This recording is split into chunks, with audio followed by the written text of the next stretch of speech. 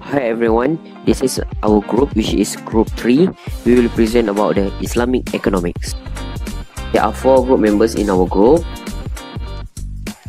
Next, which is the storyboard. There are 5 sections that we will present in this presentation. Now we are going to the overview of Islamic economics. First, the definition of the Islamic economic itself. Islamic economics is a system rooted in Islamic principles that been practiced based on the Quran and Hadith. It guides all the economic activities that we run inside a Muslim country. The second one is the role of Islamic economics globally. Islamic economic itself influencing international trade, finance, investment, particularly in Muslim country and also in region with a Muslim majority population country. The third one is the significance of the Islamic economic. Islamic economic is vital in Muslim majority countries as it aligns economic activities with religion ethical values and also it promoting social justice to Muslims. The key figure of the Islamic economic is Ibn Khaldun and Muhammad Baqir Assad. Both have contributed significantly to the development and understanding of Islamic economics, especially during the golden era of Islam. Section 2 about the main purpose of Islamic economy. They have 5 things that will be discussed. The first about the property, promoting social justice, where the income equality and poverty through the economic principle practice view in the Islamic value. Second about wealth distributions, like implementing the mechanism zakat, obligation from the charity giving, and ensure that wealthy contribution to the welfare and less fortune. Third about the poverty elevations, so such as the activity the interior free lending, charity and to another financial parties that can help those in need. Fourth about the economic welfare, the creating the more equality and ethical economic system, fostering prosperity and well-being, and the lastly about the integration with religion value as a moral ethical framework consistent with the Islamic principle. Next, I will talk about the difference between the Islamic economy and conventional economy. They have 4 things that will be discussed. First about the ownership and property. As a Muslim, the economic property that right halal compliant with Sharia without injury, fraud and corruption and explosions. While the conventional economy, the property absolutely private property, which is property can be used in free to profit with anything that through the even against the religions. Next about the taxation system. As a Muslim, the Islamic utilize the zakat as a mechanism for mutual help and prosperity, ensuring defend the prosperity for Muslim. So, for the conventional economy, the payment of tax is for the government without touching responsibility to another group for once and associate with the divinity.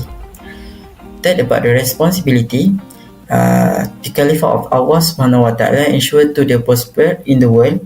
So the basic trust people need to go property in a good way to get certified of Allah Subhanahu Wa Taala. The conventional economy, the trustee principle is it only in between employer and employer and seller with the buyer without any connection with the divine. Dan lastly, the profit as Islamic muamalat, profit and loss are instructive of the business partnerships. So the Islam promote the madrasah system where the capital provide capital to trade the business operation, while the conventional it minimize and cost maximize the profit and to avoid loss without taking the account operations. For the section 3, there are 8 principles in the Islamic economics. First one is individual liberty. Principle this underline the responsibility of the man's fault to good and prevent evil in society. Next is right to property. Islam recognize individual rights. We protect the welfare of society. And the third one is the economic inequality within natural limits. Islam accepts the fact of the inequality between people, but control so that the gap does not widen. Next is the social equality. Wealth is not only concentrated on certain groups in society. If every individual given the same opportunity to earn job or running his business. So next is the social security. Every individual has the right to earn his life full. Every citizen is guaranteed the basic needs of his life. This is the main responsibility of the government. Next is the wider circulation of the wealth. Islam recommends that wealth circulates among the people and not in the hands of certain groups only. And the second last is prohibition of accumulation of wealth, which is Islam prohibiting the accumulation of wealth or property that is not affordable to individuals. And the last is prohibition of antisocial institution. Prohibition against antisocial and dangerous practices such as gambling, drunkenness, riba, which is interest, hiding things, and the black market. So that's for the session 3. Today I present section 04 countries practice Islamic economic system. Malaysia has developed a financial framework where Islamic and conventional banks work next to each other, and Kuala Lumpur has laid out as a global center point for Islamic banking. United Arab Emirates has a huge presence of the Islamic money foundation. Egypt has a steady extension of Islamic banking and money administration. Is quite as involved as in some other large nations. Meanwhile, Indonesia has a developing Islamic money treasury, carried out different Islamic banking and money guidelines to take special care of its Muslim large populace.